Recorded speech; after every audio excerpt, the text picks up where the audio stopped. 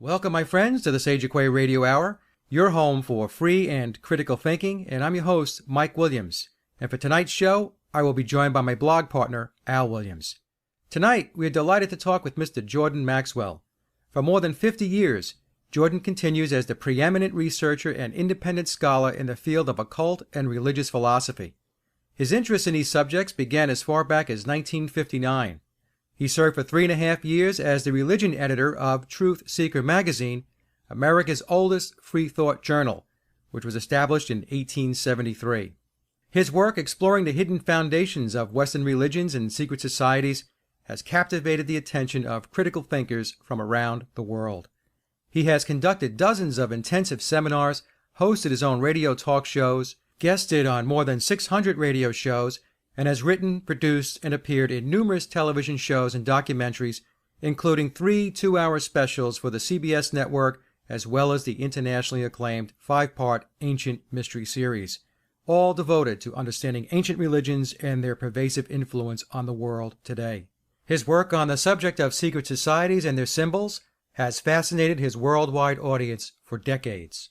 For the next 90 minutes, Jordan will take us on a ride through the origins of the Abrahamic religions, the ancient mysteries, the importance of seeking truth, his friendship with Manly P. Hall, the true foundations of the Roman Church. We also discuss UFOs and ETs, the ancient pyramids, Zecharia Sitchin, Preston Nichols, and concluding with his thoughts on the Philadelphia experiment. And speaking of the Philadelphia experiment, there is one show footnote we would like to call out.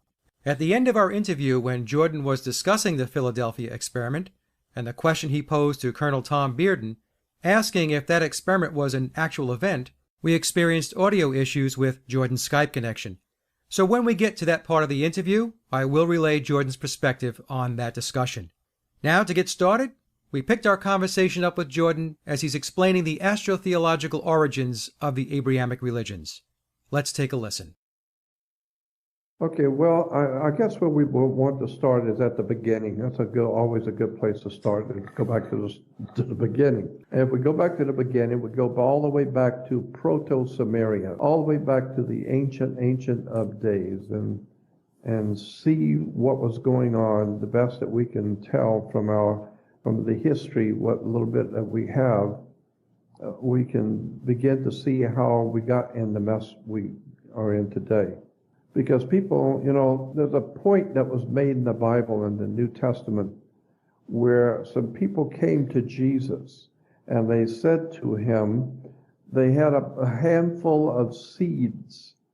And they said, "What kind of seeds are these?"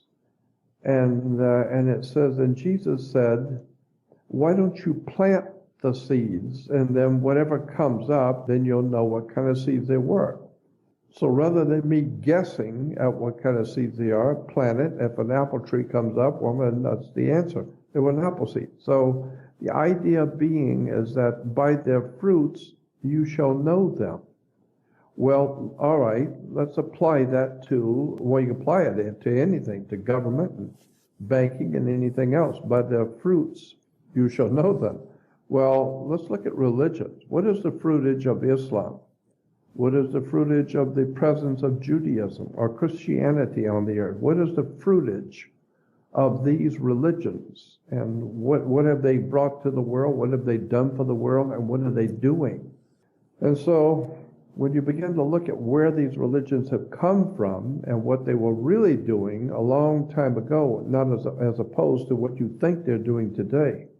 Judaism is one of the most eclectic religions on the face of the earth. By eclectic, I mean it's a hodgepodge of all kinds of ancient stories and ancient belief systems that were put together into one composite and called Judaism. But it's actually a lot of different stuff from the ancient world, from the Middle East, from the Far East, and so much of what we call Judaism can be traced back, if you want to take the time and if you're intellectually honest and you're interested in this kind of thing, you can trace Judaism straight back to Hinduism. The Hindus give Judaism its basis for existence. So to study Hinduism is to study the basis of Judaism. And of course, with Muslims, that goes back to the moon worship in the Middle East. And I've heard Muslims say that Allah is simply the name of God in the Arabic tongue. Allah simply means God. However, having said that, what was God to the ancient Arabic people? Okay, Allah just means God. Well, what was the God of the Arabic people? The moon. The moon has always been known by all people who have studied religions, knows that the whole Arabic world always, going back into thousands of years ago, were into worshiping the moon. And so when I hear people today, especially Muslims today, saying nonsensical stuff like, well, Allah is mentioned in the Bible. Allah is mentioned in the Old Testament.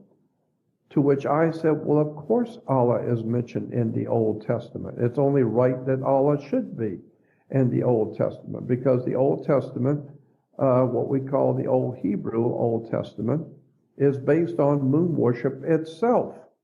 So if Allah or the ancient Sumerians, the ancient Babylonians, the ancient Hittites, all of the ancient cultures were worshiping the moon in the Middle East, then naturally the old moon god Allah, or the Arabic interpretation of God being the moon, would be mentioned in the Old Testament because the Old Testament is based on moon worship.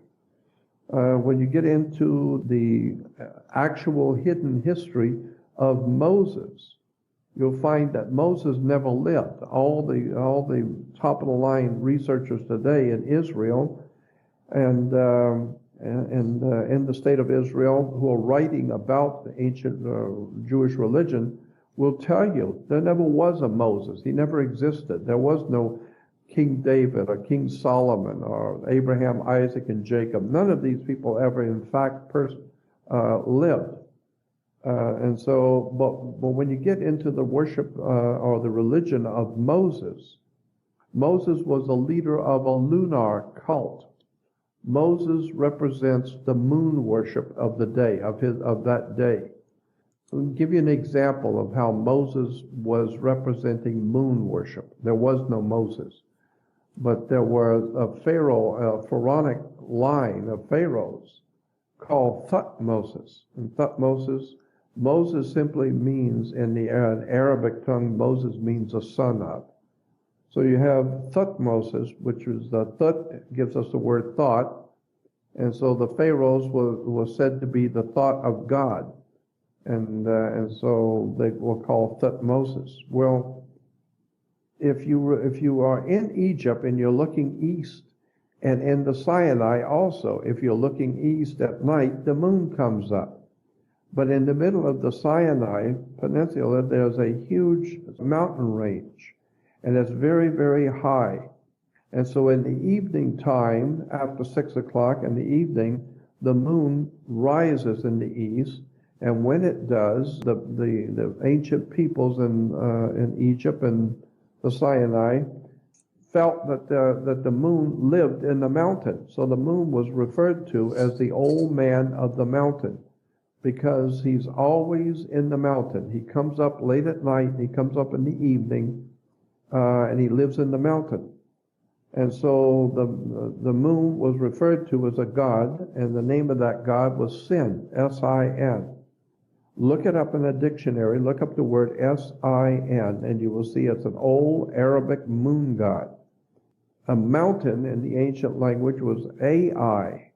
So you take the word mountain, Ai, and Sin, the god of the mountain, which is the moon, you put them together, it becomes Sinai, S-I-N-A-I, Sinai. No, it's Sin, A-I. Sin is the god, the moon god of the mountain, who comes up every night. And this is why, incidentally, today Judaism has all of their holy days after sundown. Why do Jews have their holy days after sundown? Well, because that's when the moon comes out. Very simple. Christians celebrate their worship of their God on Sunday. I mean, they actually call it Sunday. And so Christians go to church on Sunday, while the Jews go to their Temp El, or the temple on Saturn's day, and their calendar is a lunar calendar.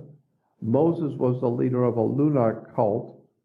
It's all very, very interesting and old, stuff that writers and researchers and teachers have known for many, many, many years. But generally speaking, the people in these religions have no idea where they came from. So Allah is simply the word in Arabic for God, but God in the Arabic world was always the moon. Sin AI. Today, even in America, if you go to a synagogue, you will see the word synagogue is spelled S-Y-N. But in Israel, synagogue is spelled S-I-N, synagogue. So it's the house of sin. It's the house of the moon god Sin. So like I said, so the mere fact that the Muslims can say, well, yeah, but Allah is mentioned in the Old Testament. Well, of course, Allah was a moon god, and so was Moses, was the leader of a lunar cult. So that's just one example out of hundreds, showing how, we've been told so many times that the Jews were the first monotheistic people, the first monotheistic religion. Nothing could be further from the truth. Nothing could be further. The Jews were never, ever a monotheistic cult. It's a cult, and it goes all the way back into the ancient world, as I said, with the very beginnings of that cult in the Hindu. So when we hear that they were monotheistic, no, they weren't monotheistic. The word is Heno. It's spelled H-E-N-O, Heno. Henotheistic. Henotheistic means picking one god from a group.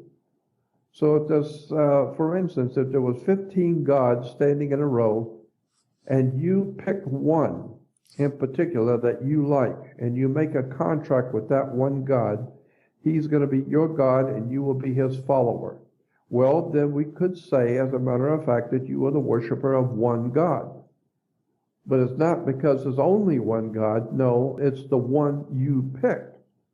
So the word is Heno, H-E-N-O, Henotheistic, meaning picking one from a group.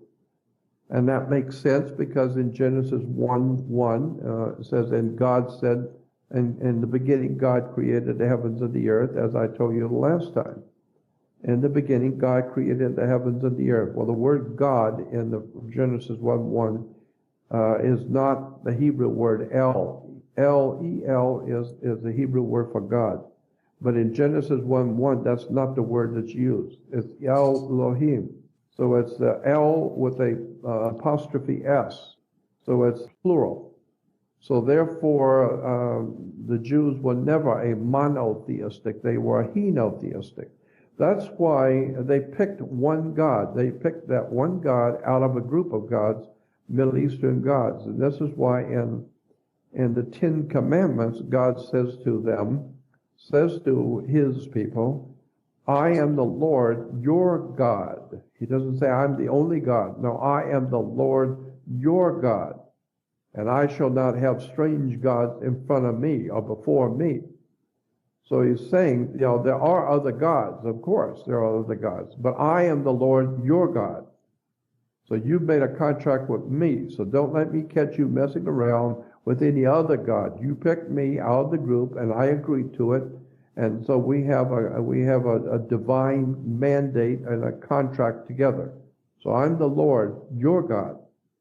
And I don't want to have any other gods in front of me. You can look at the other gods and talk about them, but you better not put them in front of me. So when you see that the Hebrews were not a monotheistic people, they never were. They were worshipers of the moon at one time. Later on, they were worshipers of the planet Saturn. Then they were the worshipers of Jupiter at one time. Jupiter was the main god in the Hebrew religion. And of course, the overwhelming presence of the sun in Judaism is overwhelming and obvious, because today, all over the world, any pictures that you see pictured Yahweh, the 4 letters of Tetragrammaton, in all synagogues, you will always see Yahweh. pictured in the sun. There's always a sunburst, and you will see the 4 letters of the Hebrew tetragrammaton for the Word of God. So what I'm saying is that the ancient Hebrews were worshipers of the moon. They were worshipers of the planet Saturn. They were worshipers of Jupiter at one time. They were worshipers of the sun. It all has to do with astrology, the heavens, period. Now, Jordan, Moses' exodus from Egypt, what's the symbolism behind that? Well, first of all, if you understand that there was no Moses, then that makes the story of the Exodus look very suspicious, if there was no Moses to start with. Right. I mean, I always say that Jesus is not coming back because he was never here to begin with. It's very difficult to make a big comeback when you've never been anywhere to start with. So Moses leading his people out of Egypt, saying, let my people go. No, actually, if you go back and look at the actual history, you will see that there was a people who were referred to as Hyksos. Hyksos people were in Egypt, and they became known as Iberus or Iberus, from which we get the word Hebrew or Hebrew. The word Hebrew simply means, it's a derogatory term.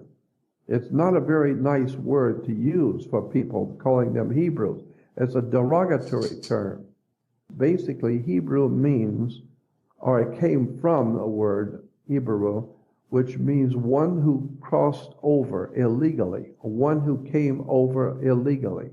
And so the Hyksos were referred to by the Egyptians as the people who came into Egypt illegally.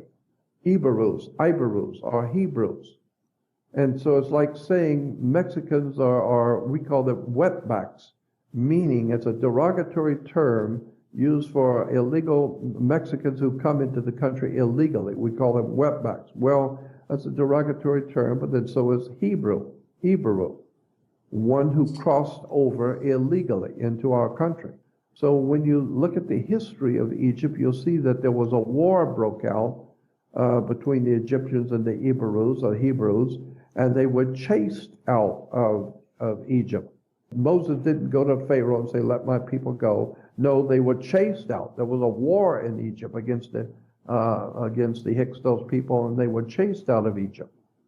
But it's just like, it's like you getting fired from your job for incompetency and going home and telling your wife, well, I had enough of the job today and I quit. I told them I quit. Well, it makes you look like a big guy that you quit the job. No, actually you didn't quit, you got fired. And so the real story is that there was no Moses who led his people out of Egypt. No, they got kicked out. There was a war and they got thrown out. And so when they got thrown out, they went into the Middle East. They went north into what we call Canaan. So in Canaan, they encountered a people called Canaanites. And that area of the world where we talk about the Canaanites and the land of Canaan was in an ancient land called Palestine. And Palestine comes from the word pala, and stein in Hebrew as a rock, as a stone. And pala it gives us our word phala, or phalak. So Palestine means a phalak, hard as a rock. A male erection hard as a rock is called Palestine or Palestine. And so when the Hyksos left out of Egypt, they were chased out. They went north into Palestine and encountered a people called the Canaanites. And so they became part of the old ancient Canaanite system, and they learned the ways of the Canaanites and became part of them. And so there's a lot of reference works out there talking about the fact that the Hyksos were probably Canaanites to start with, and went down and entered into Egypt illegally, got kicked out and came back. And so that today, when we hear about all those ancient, all those evil pagans and Canaan, no, those were the original Hebrews. So it's really a very hidden occult or hidden history of religion in the Middle East. It's all been well hidden. There's so much to say about this. There's so many things we could talk about, like the Trinity. I mean, the very fact that there's three gods in one. That goes back to the Hindus also. I remember talking to some very famous rabbis many, many years ago, back in the 60s.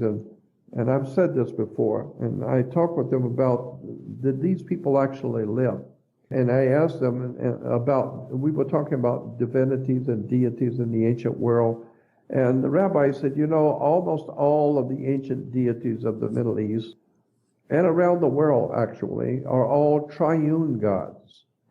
Because in India, you have Brahma, Vishnu, Shiva. In Egypt, you have Osiris, Isis, Horus. In Christianity, you have Father, Son, and Holy Ghost.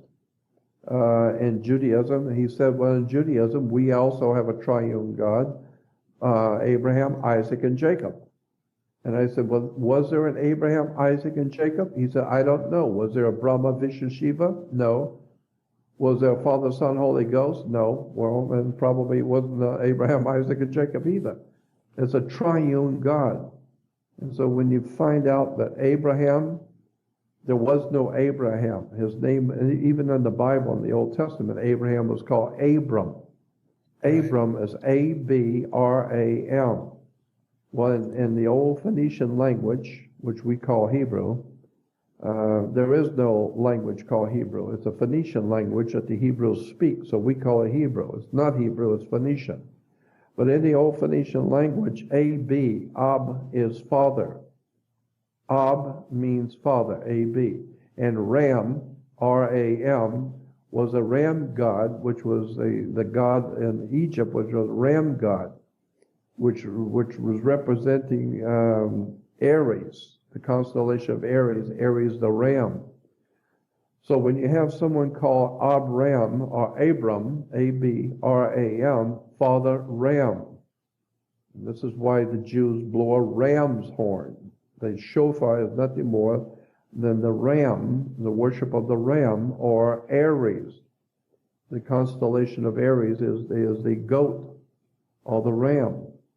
All of this has to do with hidden implications of zodiac, of the worship of the heavens, going back into the ancient world with sexual worship, sex worship, astrology, moon worship. It's really quite a story when you start breaking down where this stuff comes from and how we get it today and how we are totally misunderstanding everything today. The Islamic world is incredibly ignorant and ill-informed about their own history. The Jews have no idea in the world where they come from. Christianity has no comprehension of what they're doing, where these words came from, what they mean. It's very, very sad when I see so much confusion. But then again, that point I made about Jesus saying, by their fruits you shall know them. Well, what is the fruitage of these three major world religions? If it isn't war, violence, bloodshed, pornography, drug addiction, murder, and if America is supposedly a Christian country, look at it. Look at the mess that America's in with its violence, with its drugs, crime, organized crime, drive-by shootings, killings. And and of course, Christendom, the Christian world, has given us 2 world wars. Germany was a very Christian nation. Europe was very Christian. So, they gave us 2 world wars, and we're getting ready to go into a 3rd one now. So what is the fruitage of these 3 religions? It's nothing but tragedy, bloodshed, violence, corruption. And that's not even getting into the specifics of the corruption in all 3 religions. Boy, I mean, that's a whole subject in itself, the dirty stuff that goes on in religion. I mean, it's amazing what's going on in Islam today. Grown men, 50 years old, marrying a 6-year-old. And if you're a Muslim, you can get a pass which will let you marry a little 7-year-old for the night. You don't have to support her, just for the night. You can get a permit from the leaders of the Islamic religion, will give you a pass. You have to pay for it. And then you can pick out the little 7-year-old you want for the night, and you're said to be married for the night. And so when you look at all of this stuff going on in Islamic religion with all the child brides at 6, 7, 8 years old. That religion is a most incredible, mentally disordered religion on the face of the earth. It is filled with pornography, violence, and of course Judaism is, that's a whole story there too about the sex worship in Judaism. It goes back to an ancient sexual rituals in the Middle East. Christianity is filled with it, all that kind of stuff. Why do you think they have altar boys? You're putting them on an altar to be sacrificed. So I'm just saying that if you're talking about God, if you're talking about spirituality and approaching the idea of a spiritual presence in the universe that you call God, then I would suggest you better go back and do your homework, because I don't know what God is, but I know what it isn't. It's not on television. It hasn't got anything to do with a synagogue, nothing to do with a church or a mosque at all. These are all man-made pagan religions. Now, Jordan, was there... I'm sorry, go ahead. That's I was just going to say that Islam actually is a corporation sold on the stock market in London. In the London Stock Exchange, Islam is registered as a corporation. It's called a corporation sold. It's a business. Do these religions have their foundations or their roots back into the ancient mystery religions? Of course they do. Okay, so those that have researched and understand the mysteries will tell us that the ancient mystery religions were a force for good. What are your thoughts on that? I think it was profoundly good. I mean, awesome wisdom and knowledge. But, and so we talk about how the Masons today are a secret society. No, they're a society that has secrets. They're not a secret society. But, if you begin to look at the mystery religions and look at it with an open mind and intellectually, be honest with yourself, the things which are taught in the mystery religions of the ancient world was science, mathematics, geometry, all of the occult sciences that we use today, your mathematics and your technology today is based on the old ancient mystery schools' knowledge of how to build pyramids and temples and all the geometry of the ancient world. I mean, so the mystery schools, and it is a mystery because it was not taught to the normal people in the street in the ancient world. The masters in the ancient world realized that generally speaking, the people in the street don't need to know any of this. They're only interested in drinking their beer and going to their ball games and doing what they normally do, procreating and raising a family and living from day to day. They don't care about what the real truth is. They don't care about where they've come from and where the universe has come from and what's going on the earth and in the solar system and where we're going, ultimately, where are we going.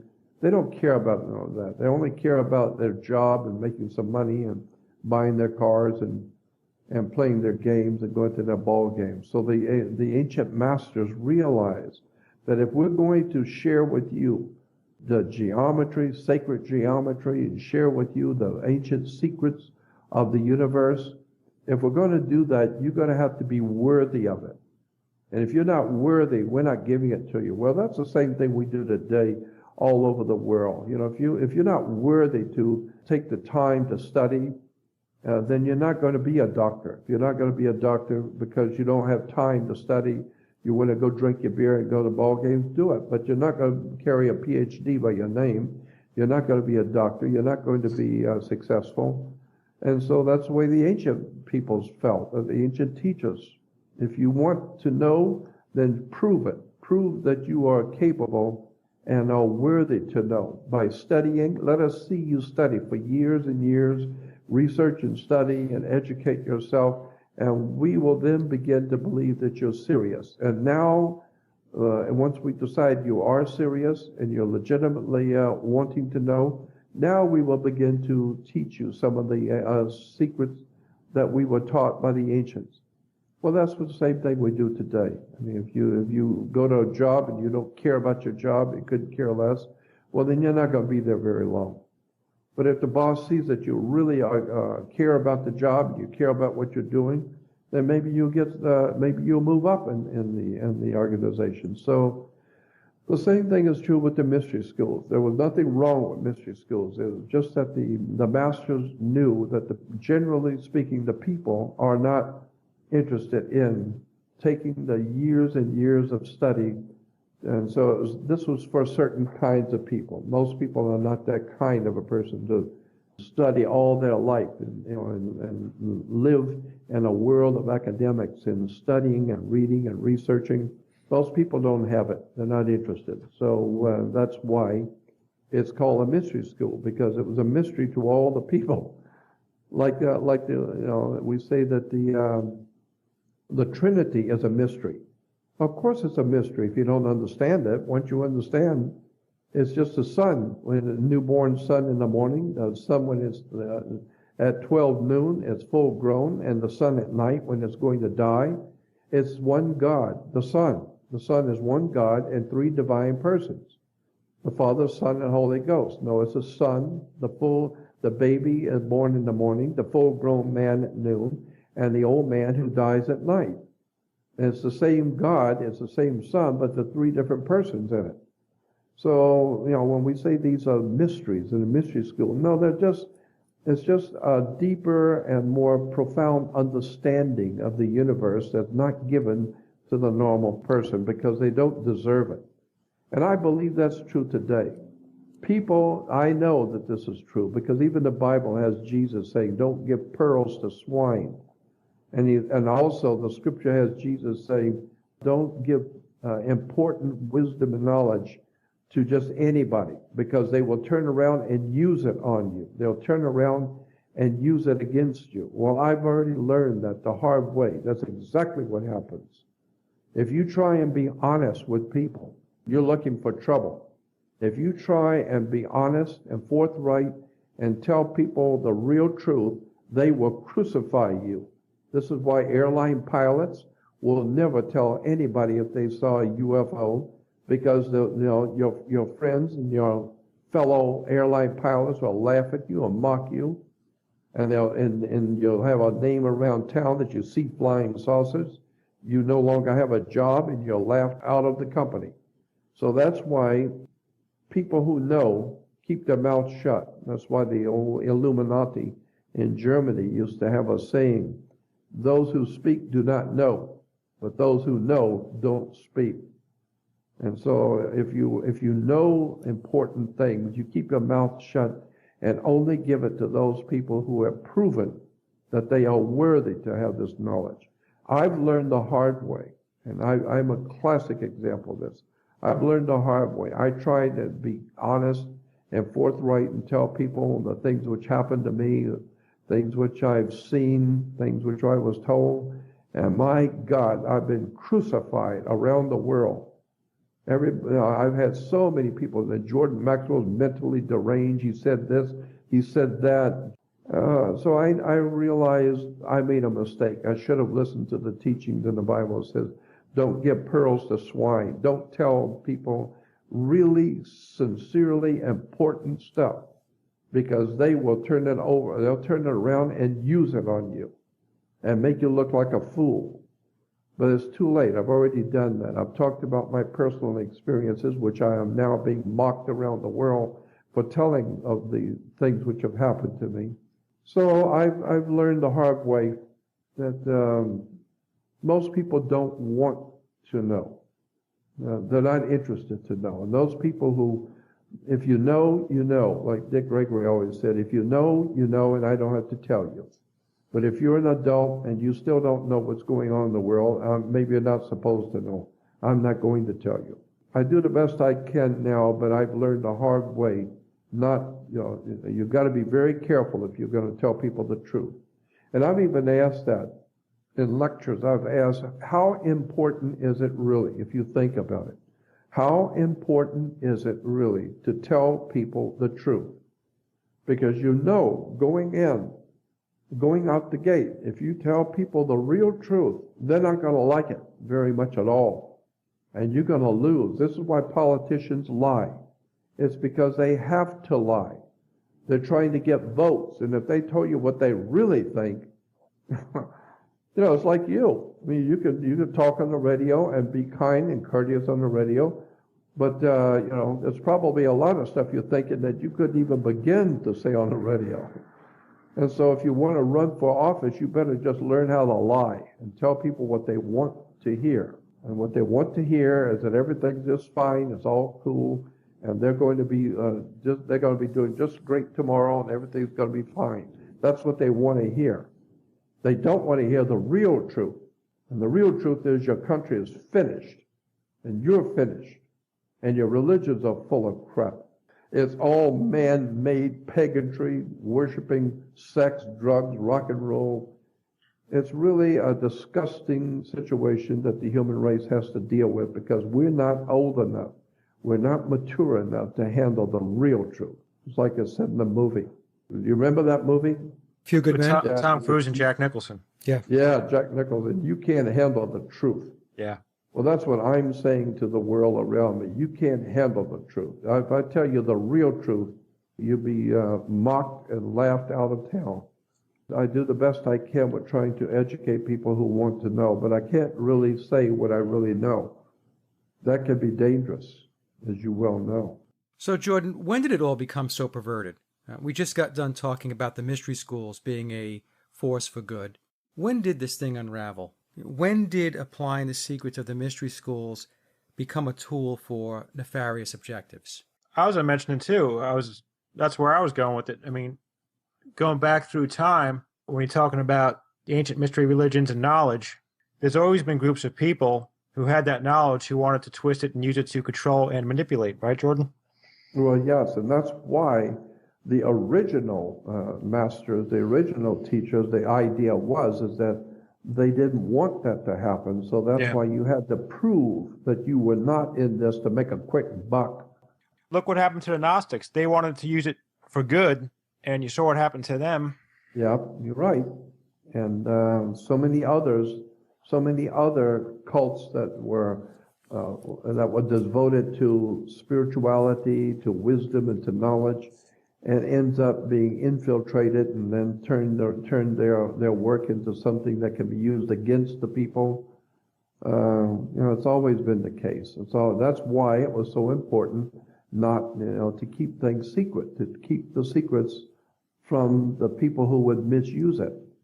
So it's hard to know. It's hard to know because as time flows and we progress in time, there's been great movements of mystery schools have come and gone, and people have misused them as they have used them. One of the great teachers of the mystery schools was a dear friend of mine, a personal friend of mine, Manly Palmer Hall. And Manly P. Hall was one of the greatest teachers, in my opinion, one of the greatest teachers that ever lived. People, Christians, born-again Christians, want to say, well, Manly P. Hall was an evil, devil-worshipping Masonic Mason. Yeah, he was a Mason because it was an honorary degree, because the Masonic order felt that he had contributed so much to the knowledge of Freemasonry, and he wasn't a Mason, that the least they could do is give him an honorary degree in Freemasonry, and he accepted it. But one of the wisest men that ever lived was Manly Palmer Hall. I knew him personally. And when he passed away, he left me his work. He left me all of his research volumes, his personal research volumes. He left them to me. And I was amazed at that when Obadiah Harris called me from PRS, Philosophical Research Society of the university that Mr. Hall had founded. And when Mr. Hall passed away, Obadiah Harris, the president, called and said, Mr. Hall left you a gift. He wanted you to have it. So I drove over there, and he left me all of his research volumes. So if all you have to do is sit and listen to Manly P. Hall, and he's on the web, all of his lectures on the web, just listen to him for 5 minutes, and you tell me if this is not a great spirit, a great man who was a brilliant teacher. And so all the ridicule that's been heaped upon him by people who are not fit to tie his shoes, born-again Christians who are washed in the blood of the Lamb, saved by the Holy Ghost, and are worshiping the Lord, and they lie and they make up stories about people, destroy their reputation. I have no respect for the born-again Christians today in this world because I know too much about them. I know too much about Christianity. I have no respect. I have the highest of respect for the teachings in the Bible and the New Testament words of Jesus.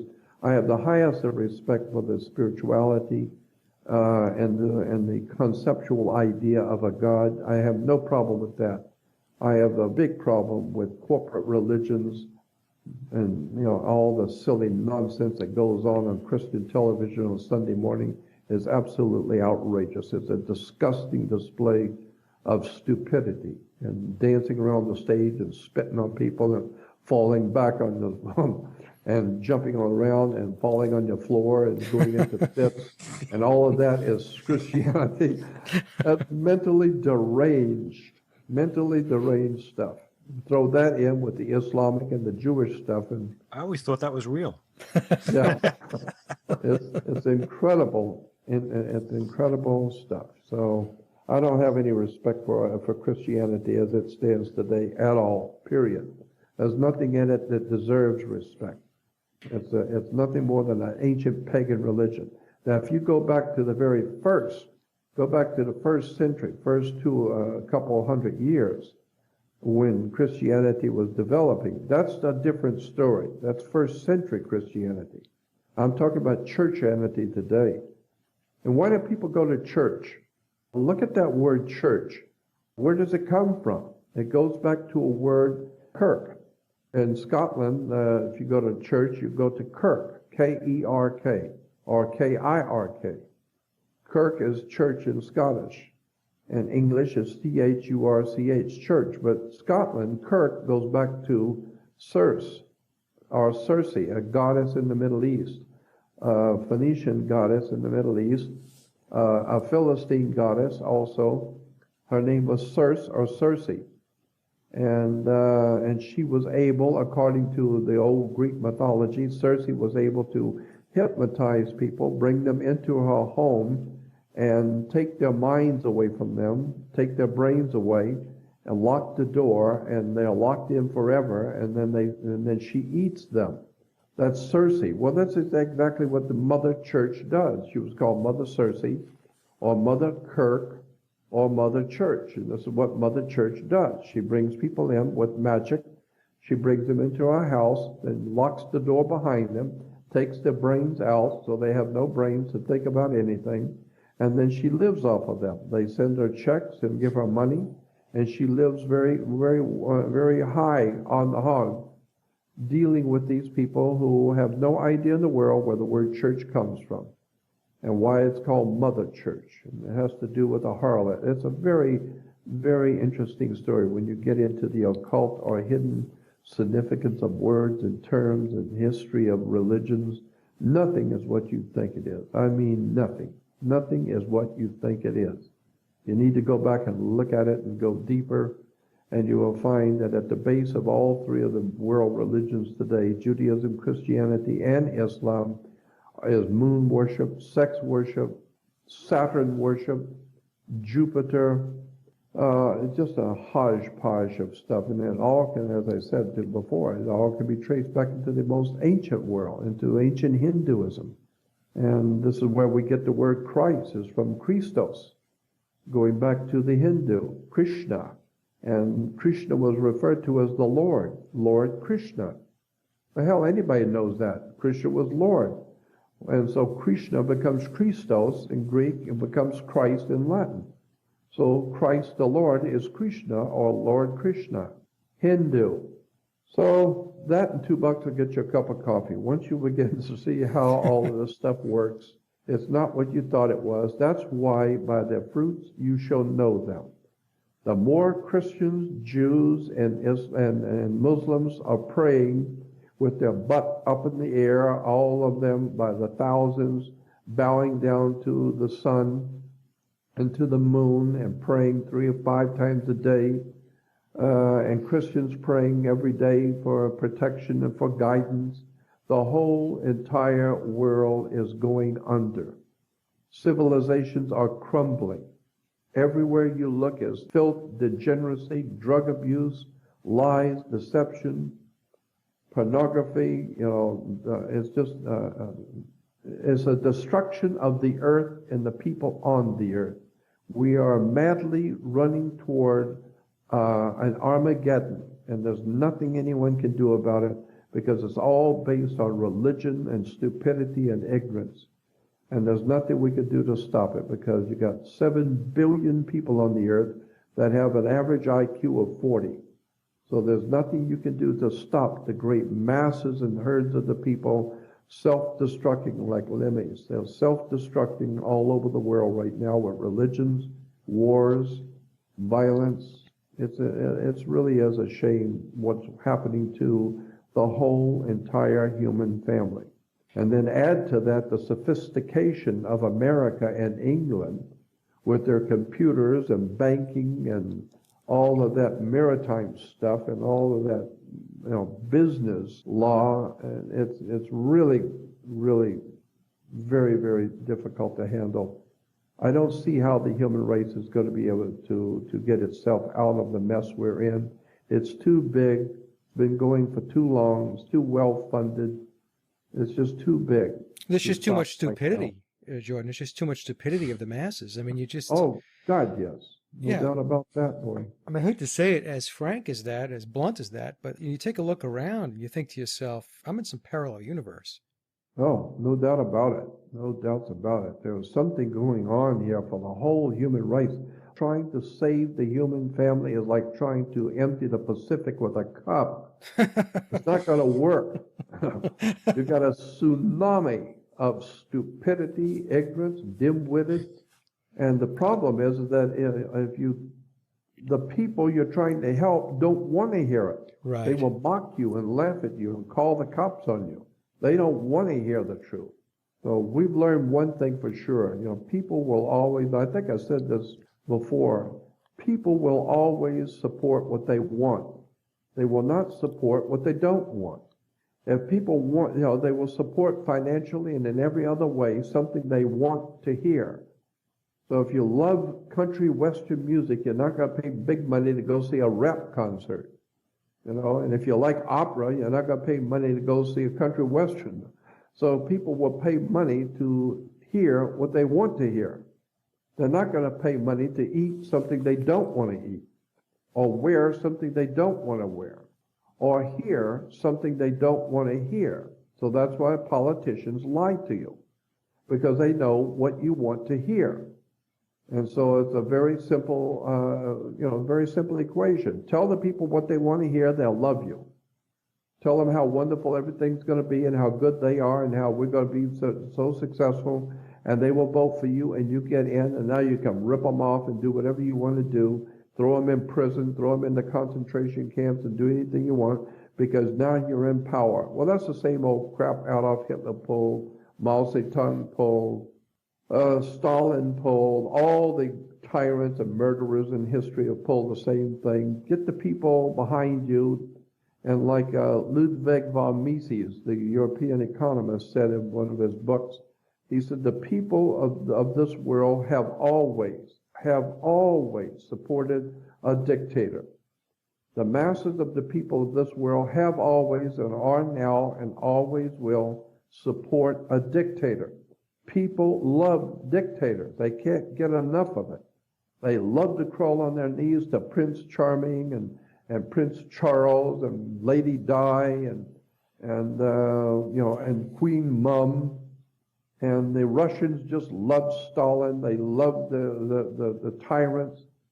We do the same thing today. We just can't get enough of George Bush and the Nazis and the SS and the Gestapo. And my God, the millions of people beating their chest with sackcloth and ashes when they see the Holy Father, mafiosi gangster, the Holy Father, Jesuit intriguer.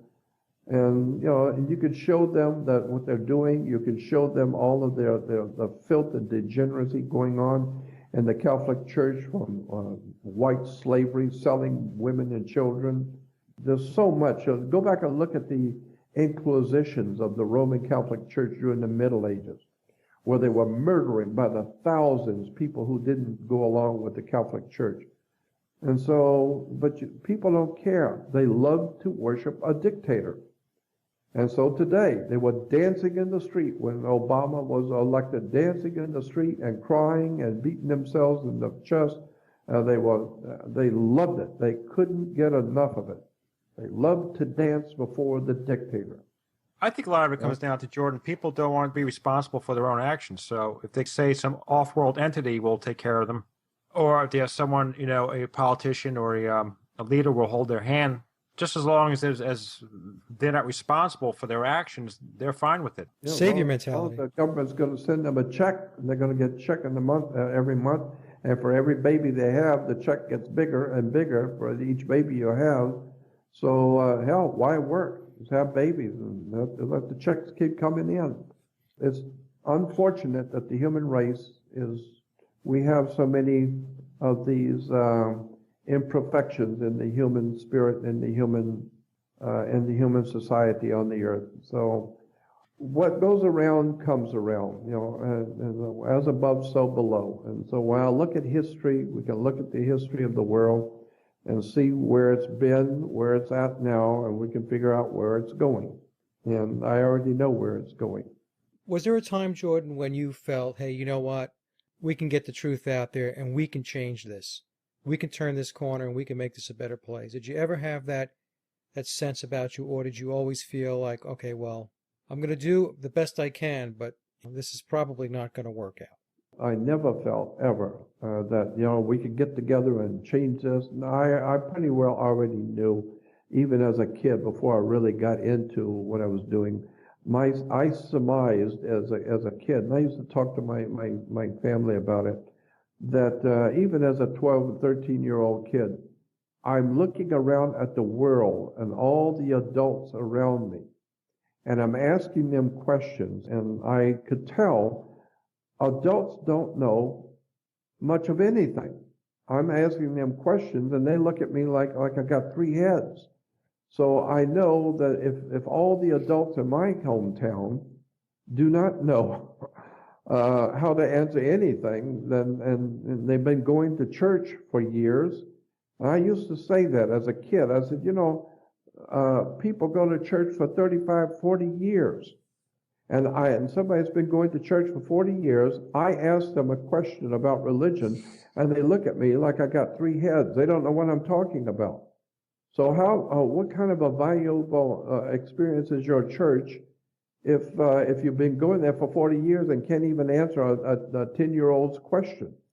I don't know if I ever told you, but when I was confirmed in the Catholic Church, that usually happens about 8, 9, 10 years old, something like that. And the day before confirmation, I was in school, and the nuns said to us, now tomorrow night at church, at the confirmation service, the nuns told us that tomorrow night at church, after confirmation is over, and the services are over, the bishop will be officiating, and the bishop might possibly ask you children if there are any questions you have now that you are confirmed Catholic. If you have any questions, he'll try and answer them. Now, if that happens, she said, if that happens, remember, you do not have any questions, period. You keep your mouth shut. You've got no questions. And so that night, after the confirmation service was over, I'll never forget it. It was Bishop T.J. Tulin from Alabama, and he was there in my hometown. And so after the confirmation service was over, he said, well, you children are now confirmed Catholics. If you have any questions, I'll try and answer them for you. And all the kids knew not to say anything. So I stood up and I raised my hand and stood up so to make damn sure they could see me. They know who was doing the talking. And I said, I have a question. I said, my dad worked with torches, like a welder. And I said, could I take a torch and burn an angel? If there was an angel standing next to me, could I burn an angel? Would it hurt him if I hit him with the torch? And the bishop said, well, no. And he said, no, because fire is a natural thing. You have to have a plastic, a wood, a paper. But you can't burn an angel. And I said, why not? And he said, well, angels are spirits. You can't burn a spirit. And I said, well, then why am I worried about going to heaven when my spirit will burn if you can't burn a spirit? Yeah. Who's on as first? a 10-year-old kid. And the Catholic priest, and the little Irish priest standing there looking at it, and he pointed at me and said, "Sit down." I'm not impressed with that, so shut up and sit down. So I figured out, at 9, 10, 11 years old, the adults around me do not even know they're alive. They don't know what's going on. So why should I spend my whole life? And when I was a teenager, I started thinking that way. Suppose you ended up at 95 years old in an old folks' home. You never did anything. You never knew anything. You just listened to what everybody else believed, what everybody else thought. You did nothing. You accomplished nothing. And then one day you find out that 95 years old, all your friends are gone. They're all gone. All the people who knew everything about everything, they're all gone. And you don't know nothing. You're just sitting there, waiting to leave, and never accomplished anything, never realized or studied anything. What a waste that you wasted your life listening to other goofballs and dingbats who had no idea in the world what was going on, but they were telling you how to think and what to believe. So not me. I decided at a very early age, I don't buy into any of this. I know the adults don't know what they're doing. I know because I talk to them. And when I hear people telling me, because I talk a lot about UFOs and aliens, and that's a subject that's very dear to my heart for many, many years, and people will say, well, if there are aliens here, why don't they come and talk to us and show themselves? To which I always answer, look, I'm human like you, and I'm ashamed to be seen with you. I don't even want to talk to you.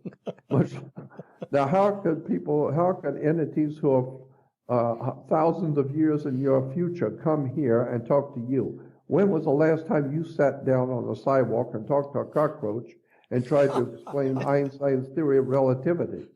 Well, it makes no sense. First of all, you just, like the old saying, never try and teach a pig to sing. It will waste your time and irritate the pig. So why in the world would you think an alien who is probably 1,000,000 years in your future, who is vastly superior to you from the planet in which he came from? He's been around for millions of years and you haven't, and he found you didn't find him, and he's going to come down and talk to you. You must be out of your mind. There must be out of your mind to think that an alien who's superior to you is going to talk to you. I know people today who are superior to me, and they wouldn't even talk to me. Well, I know an alien's not going to talk to you at all. Why should he? He got nothing to say to you. So I just look at the world I live in and amazed at how much we don't know and how stupid we really are and how ill-informed, pompous, arrogant, know-it-all, and yet, in fact, knowing nothing. We have become what we have beheld. We over the years, that's a famous statement that was made in the military many years ago. America has become what she beheld. We've gone into the Nazi Germany and saw what the Nazis did. We went into the communist world and saw what the communists did. We've learned how the fascists operate. We know what they did. So now we are the Nazis, communists, and fascists. We've learned so well from them that now we are the culprits now. Because we know how the Nazis work. Yeah, well, that's how we're going to work. So we have become that which we studied. Now that's us. So I don't know. I mean, I like I said, I've tried to do my best to cause people to think. Again, it goes back to whether you want to be able to think, if you want to know. So many people want to hear, and especially this is one thing that bothers me personally. I don't like talking to people who want to hear me because football doesn't come on till 8 o'clock and they got nothing else to do. So they'll sit and listen to Jordan Maxwell and for a couple of hours and entertain themselves with something they haven't heard. And but they don't really care. They're not really interested. They're just it's just a novelty. They've never, they had never heard anything like that. So they just want to hear Jordan Maxwell for an hour or two until football comes on. I'm not interested in entertaining anyone. That's not who I am. That's not what I'm doing. I'm here as a teacher. I want to cause people to think, wake up. I'm doing a work that I believe needs to be done. But I'm also reasonable and intelligent enough to know that you're only going to affect a small, tiny fraction of people. So my feeling is whoever's supposed to hear me will, and whoever's not supposed to hear me won't. So I don't care. I just do now what I must say, though, in all honesty, I have lost the zeal that I had at first. Because at one time when I was younger, in the midst of doing what I do, I was fascinated by wisdom and knowledge and understanding and researching secret societies and occultism and mysticism and finding out where all of these things come from and what they mean and what the words and the terms and the symbols mean. And I was very zealous to tell everybody what I was learning about the occult or hidden world. And of course, that and $2 will get you a cup of coffee, because today I look back on my life and think, it was an exercise that I enjoyed, but it really didn't do very much, because most people hearing me were not really interested. They were hearing me as an entertainment.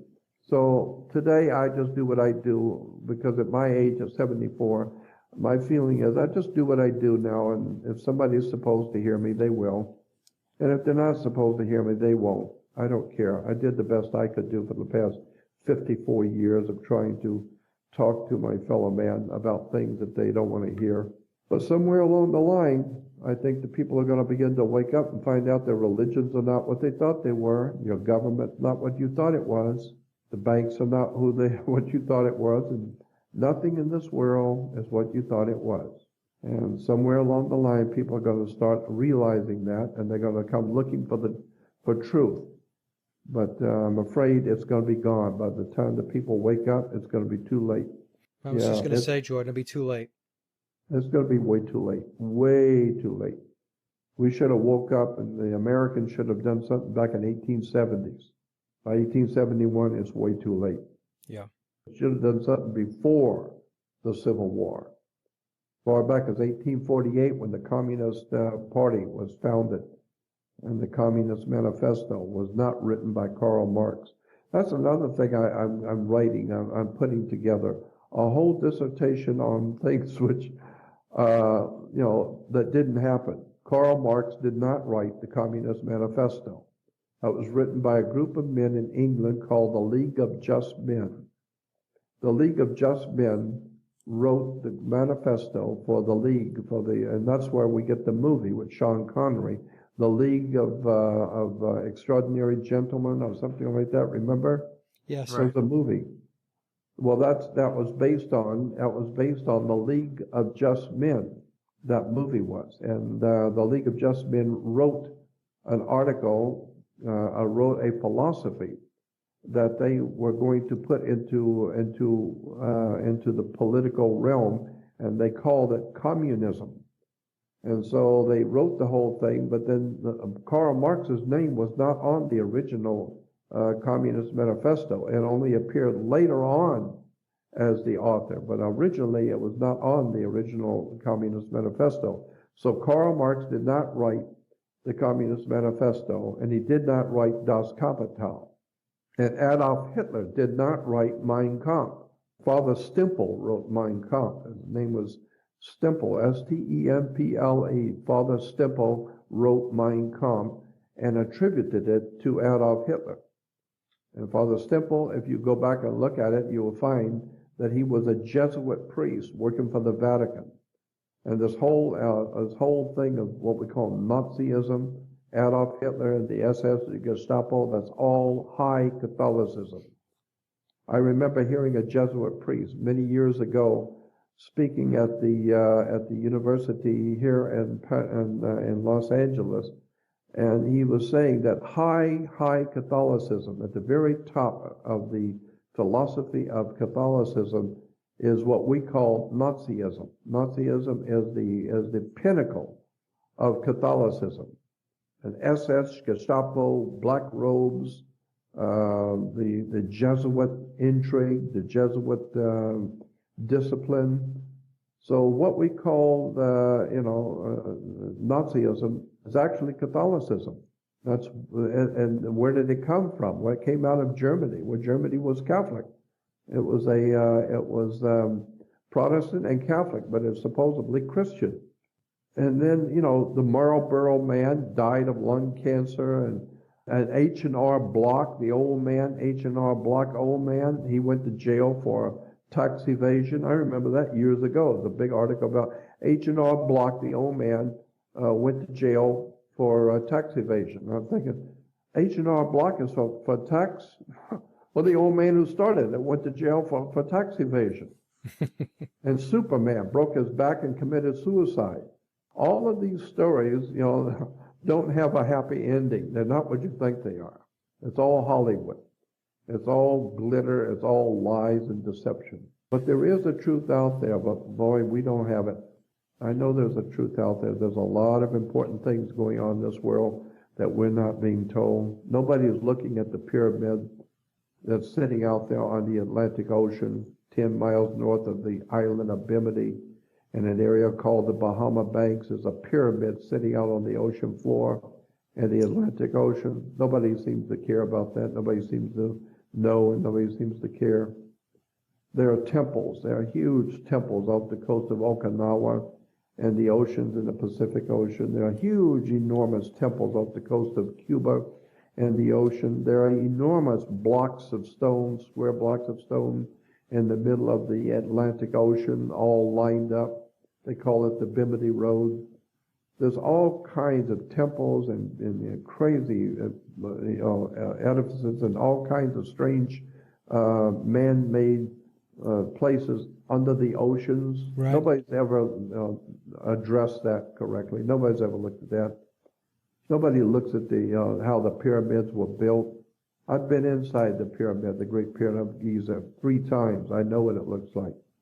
And that is a monstrous idea. Try going into the Great Pyramid of Giza and going all the way up through the Grand Gallery up to the King's Chamber like I did 3 times. And look at the inside of that pyramid, and you tell me that humans built that. You've got to be out of your mind. Out of your mind to make a silly statement like that humans built that.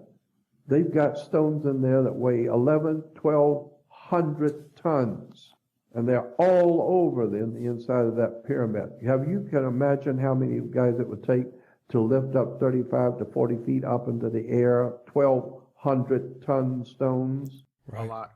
Yeah, 1,200 tons. They're about a bunch of long-haired goofball slaves picking up 1,200 tons. My God, how stupid do you have to be? And you cannot walk into the King's Chamber. You cannot walk in. There's a huge stone that's estimated to be 1,000 to 1,100 tons. And it's raised off of the floor about 3.5 foot. And so in order to go into the King's Chamber, it's a hell of a job getting all the way up to the top where the King's Chamber is. But then you have to go on your knees to crawl under a 3.5 foot high, 1,100-ton stone. And as you're crawling underneath, that way nobody walks into the King's Chamber. You crawl.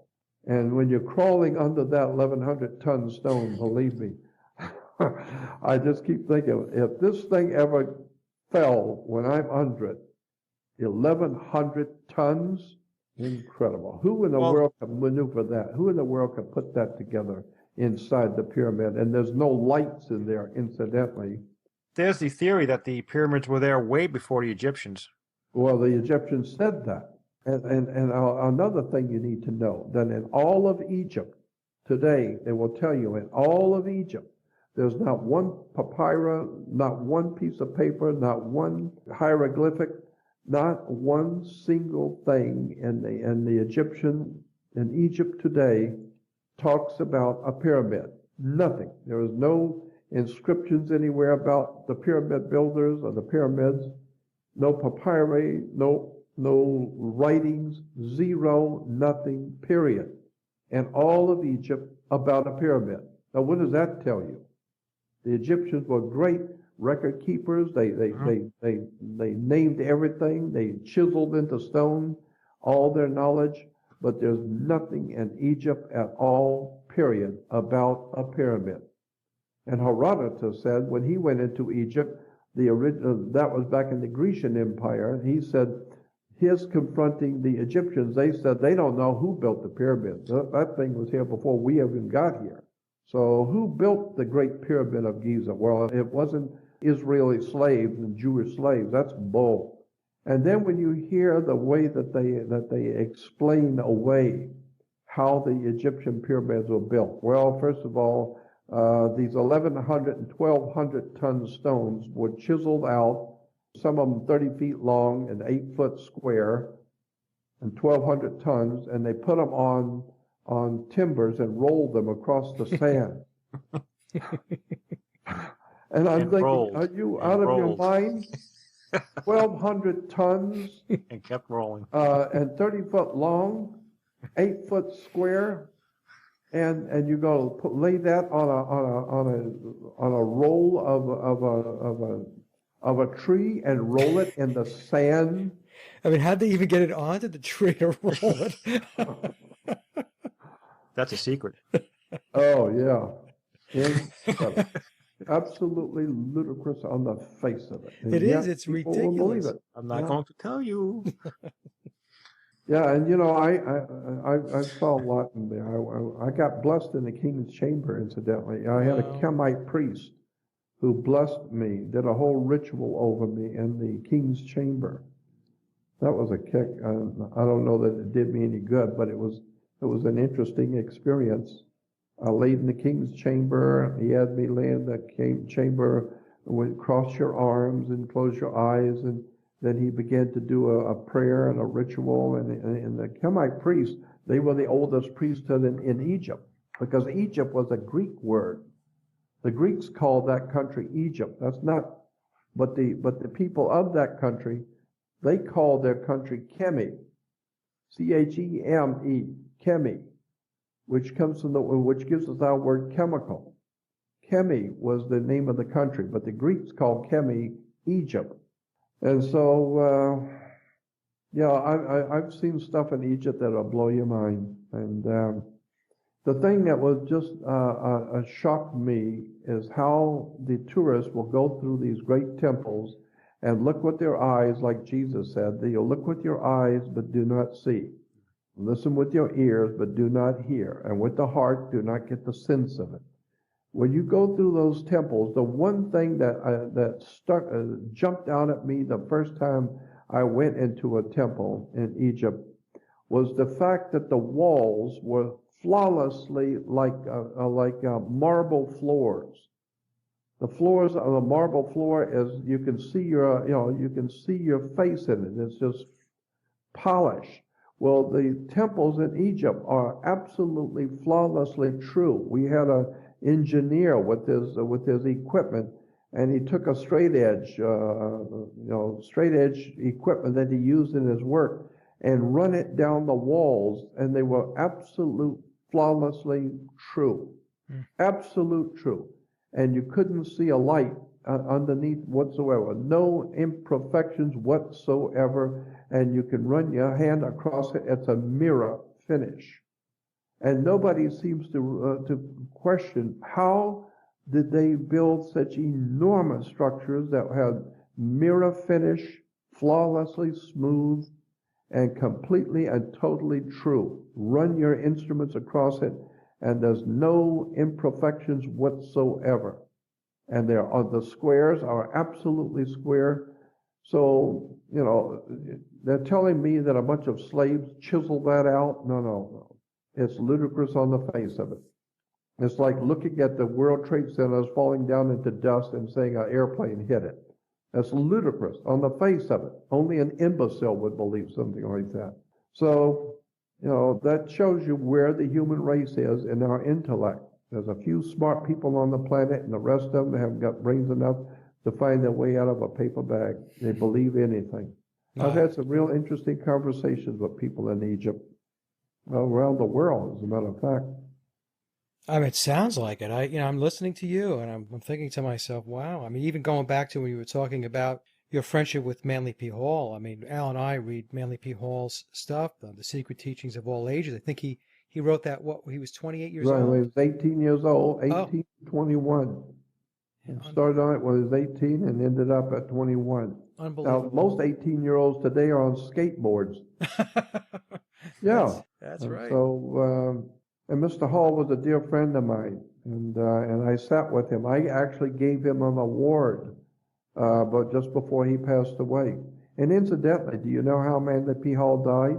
He was murdered. His male nurse, because he was very old, he had a guy who was assigned to be his male nurse and take care of him, and his male nurse killed him. He put a pillow over his face, from what I heard on the inside, and he was killed. He was murdered, and it's because somebody wanted his university. They wanted his money, his university, and all of his work, so they killed him for it. So that's a whole story in itself. Wow, I didn't know that. And Yeah. you know, his lectures are on YouTube, and I still listen to Manly P. Hall's lectures. I'll Oh, download them. I mean, they're brilliant, brilliant. absolutely, absolutely brilliant. I sat with him and had dinner with him at the big conference. The night I gave him an award, it was over at the in Studio City in Los Angeles, and we were giving awards to 4 or 5 people. It was I used to belong to an organization. I was on the board of directors of an organization called US of A, United Sensitives of America. This was many years ago. And what it was an organization of psychics and astrologers and numerologists and sci-fi writers in Hollywood, all kinds of interesting esoteric people. And we had meetings like once a month or sometimes twice a month. And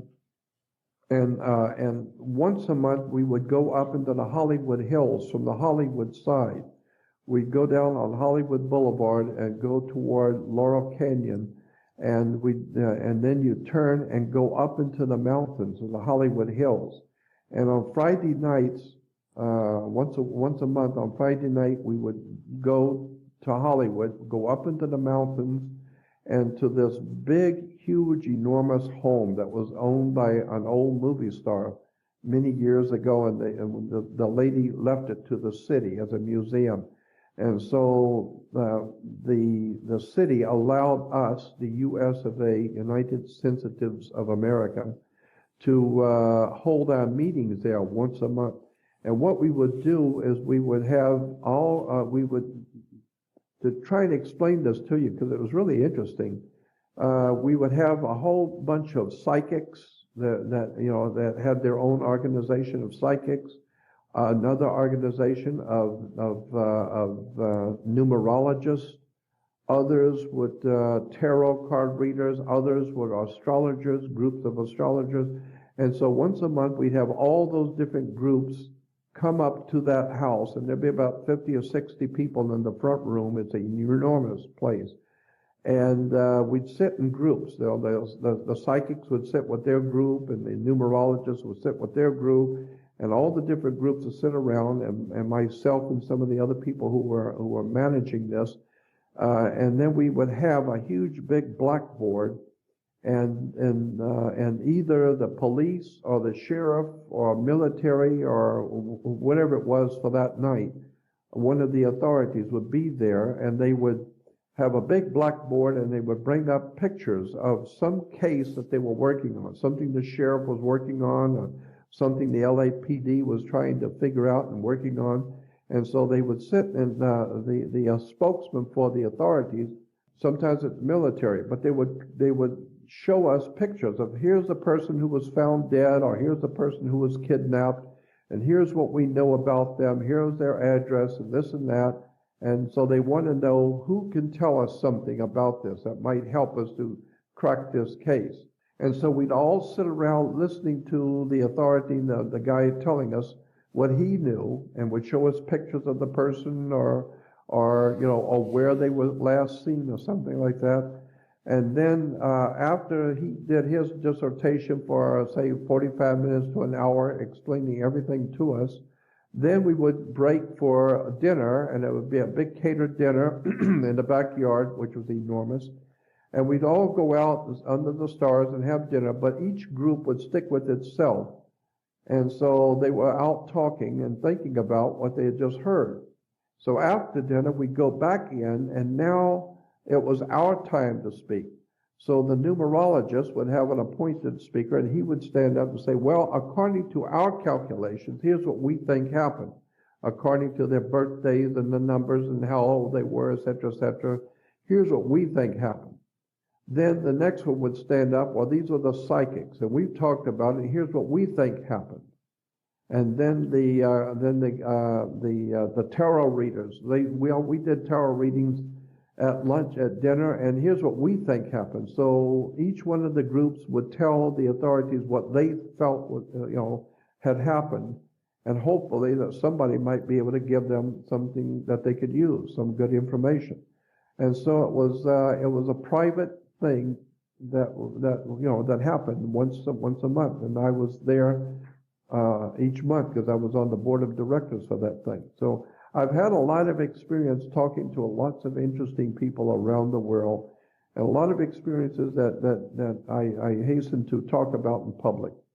But I've been in the company of real, legitimate mafias guys. I've been in the company of legitimately important politicians, astronauts, physicists, scientists. And that's why I say all the time, I'm not the world's foremost authority on anything. I'm too smart to know how much I don't know. But what I try and bring to the world is the information that I have heard from all the experts. I'm not an expert on anything, just an ordinary man pursuing extraordinary knowledge. But I've been in the company of some really incredible people. For many, many years, I've been in the company of esoteric minds that will blow your mind. Incredible stuff. I've sat with scientists and physicists. I belonged to an organization called Quay Group many years ago. It's still around. It's up in Portland, Oregon. It's some of the most important scientists, philosophers, physicists, astrophysicists, plasma physicists. It's a very prestigious group called the Quay Group. It's up in Portland, Oregon. It's a private club of some of the world's most brilliant minds. And they get together every now and then, and they've got books and magazines and booklets that they put out continually on all the esoteric research of the world that the world knows nothing about. These are the cream of the crop. And they're talking about all kinds of things which government is watching, they're listening. I hosted a conference up in back in 1995, I think it was. I hosted a conference for the Quay Group, and there were scientists from all over the world there. I had the opportunity to sit and listen to them for hours, during the day and at night, and then after the conference was over, the 3-day conference, they stayed in town. All these guys did. They stayed in town for a couple of days, and so we had a chance to sit and I had a chance to sit and listen to all the top-of-the-line scientists, physicists, experts, and fields from all over the world sitting and talking about stuff you've never heard, talking about scientific stuff that nobody's ever heard, that they keep to themselves. And so I've just, like I said, so that's why I do what I do. I love to be able to tell people things that they've never been told, because I've been privileged to hear a lot of stuff from a lot of people. Now, Jordan, did they seek you or did you seek them? How did you connect with these folks? Oh yeah, I mean, it's incredible. I've done radio shows with the astronauts, with physicists, with top of the. As a matter of fact, I could tell you some things that probably get me shot. Some of the people I've been in the company of, I wouldn't even consider talking about. But I've sat with some of the most important people of the world, and it was always amazing to me. I don't have anything. I'm just an ordinary guy with nothing. I don't own anything. I don't have any bank account, no credit cards. I'm not portraying myself to be anything, and yet I have been in the company of some incredible people. I always wanted to ask you, because I've listened to a lot of interviews with you, and no one's ever asked you your opinion on this individual, but what was your take on Aleister Crowley? Well, I think he probably was right when he said he was the most evil man in the whole world. I think he probably was. I think he was legitimately a magician. I don't think he was illegitimate. I think he was legitimately a magician. But even I heard that on his deathbed, one of his last words were, "I'm really confused," was his words. So I think that that's what happens to people who really give themselves over to the dark side. Now, Jordan, did you know Clark McClellan? No, I didn't. No. Okay. The reason why I asked is because, he has been very vocal about the UFO and the extraterrestrial presence. That's very big with me. I'm totally convinced that they're here. No doubt in my mind about it. I've seen way too much my personal self. I have seen with my own eyes way too much that tells me they are here. You can bet on it. So I've had way too many experiences. And I've been in the company of some very, very well-grounded people. And they tell me about their one-on-one experiences. I've seen too much. I've seen way too much. Do you believe there's unseen forces that are influencing or maybe outright directing what goes on here on this planet? You can bet on it. Absolutely. No doubt in my mind about that at all. No doubt about it.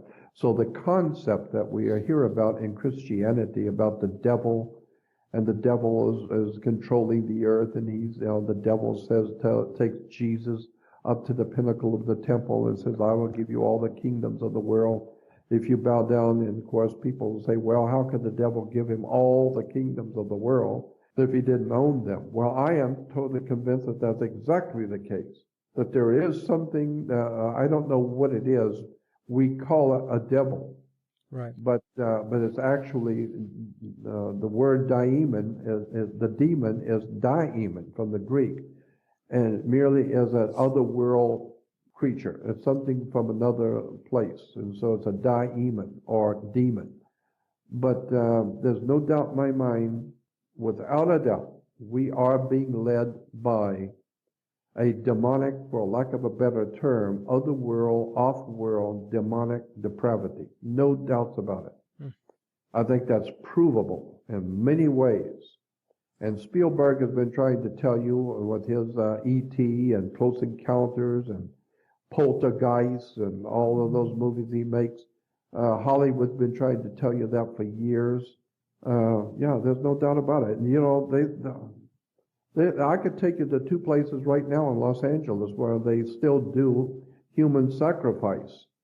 It's up in the Hollywood Hills, off of Coldwater Canyon and Laurel Canyon. There's a place that the last time I was there, I saw blood on the altars it was in the Hollywood Hills. So I know that there are two places in Los Angeles that they do human sacrifice today. That's a big story. Human sacrifice, sexual rituals, murder of children in Los Angeles. Stanley Kubrick was trying to tell you something in Eyes Wide Shut. Right. A lot of what was filmed in that movie did not end up in the movie. A lot of it was taken out. And see, one of my dearest friends for a long time was Jay Winder. And Jay and I met many, many years ago. We've been comparing notes ever since. And I'm fascinated listening to Jay. I could sit and listen to him all day long. I love the way he presents his material. I love the way he puts it together. It's fascinating. And I hate to bring it up because I'm not going to finish it, but I will say I was in business with Zachariah Sitchin. I gave him $16,000 once in an envelope to sign a contract with me, which he did. Because I was in business with Zachariah, I had an opportunity, many opportunities, in Las Vegas, in Portland, in L.A. I had many opportunities to sit with him in private for hours and talk to him because we were talking business and we're talking shop. And he told me many, many strange things. And I do mean strange stuff that today is not even, nobody even begins to know.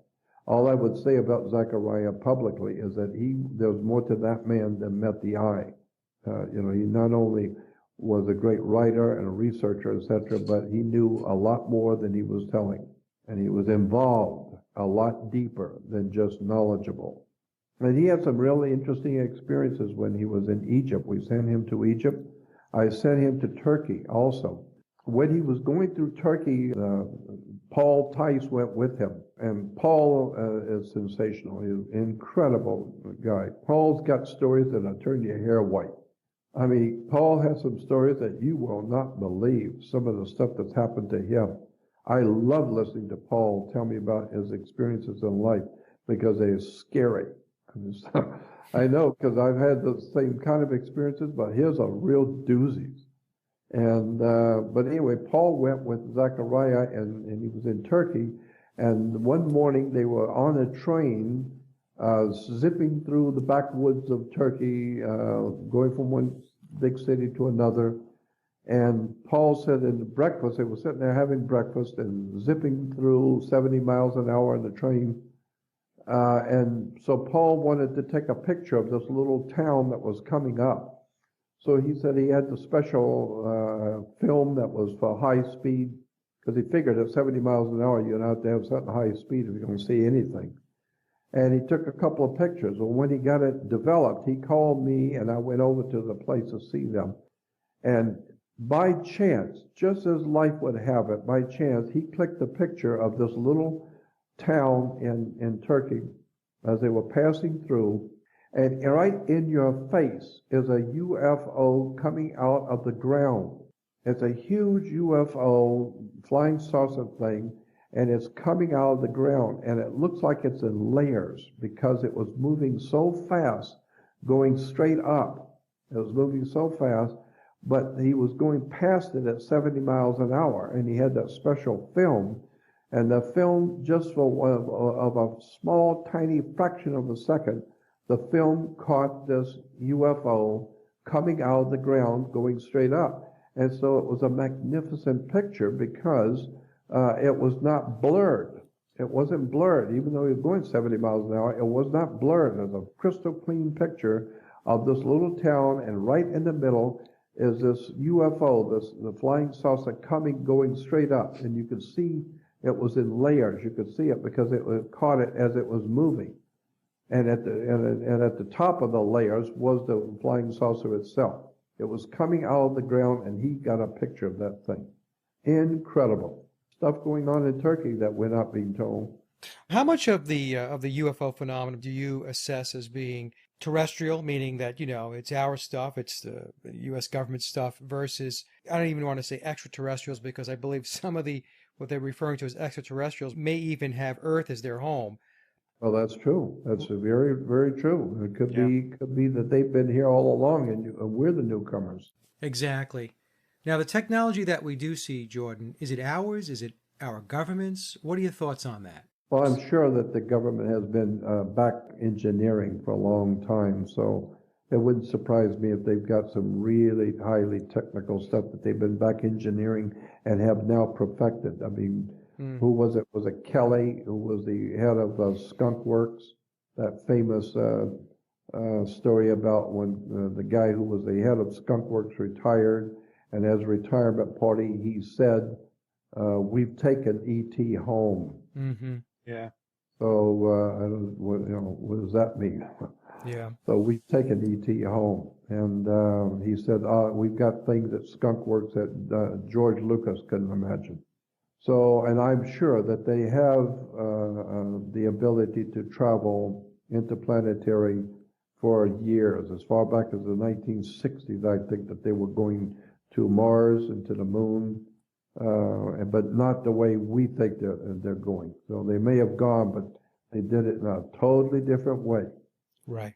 I've done 2 seminars in Philadelphia. I did 2 long weekend seminars with Preston Nichols and Al Bielek, and we sat for hours in the hotel lobby, both nights, all 3 nights after the shows were over, and listening to Preston Nichols and Al Bielek. I mean, Preston Nichols is phenomenal as far as I'm concerned. What an incredible guy that he is. I've seen him do and explain things that just blows my mind. Preston Nichols is very, very important man in my book.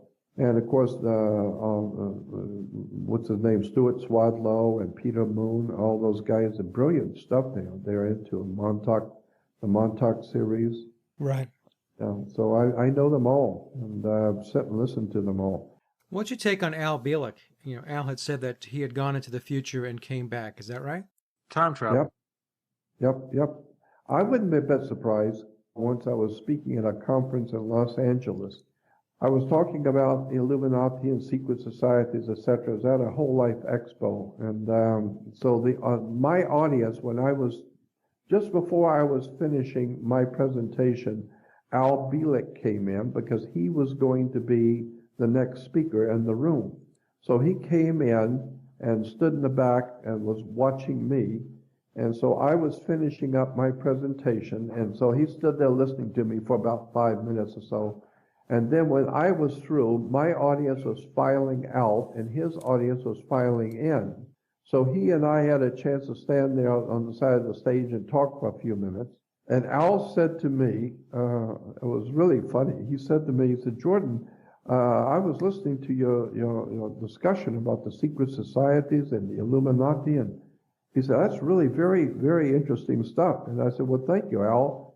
And he said, you don't believe that crap, do you? That was funny. That is funny. Me, he said, yeah, you don't believe that, do you? That was funny. Especially him. I was going to say, especially him and his story. The stories he tells are really unbelievable. I would tell him, I think my story is more believable than yours. Yeah, I loved Al. Al was great. Al Bielek was sensational. I loved him. He was a good guy. Yeah. Peter Moon and Preston Nichols Preston Nichols is a very, very, I don't know how to say it, very important guy. This guy's got a lot of knowledge that people have no idea in the world what's going on. I've sat and talked with him for hours. Jordan, what do you know about the Philadelphia experiment? Is that something that actually happened, actually took place? That's a good question. Let me tell you this real quick.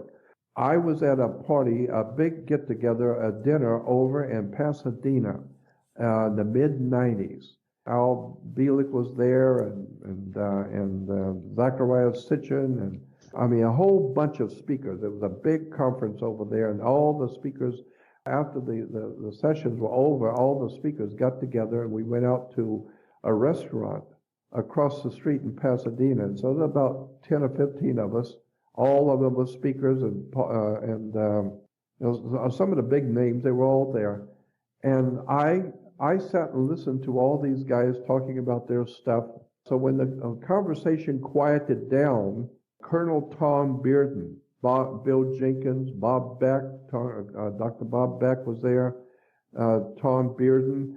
And so when the conversation wound down, I spoke up and I said to Tom Bearden, I said, Tom, what could you tell me about the Philadelphia experiment?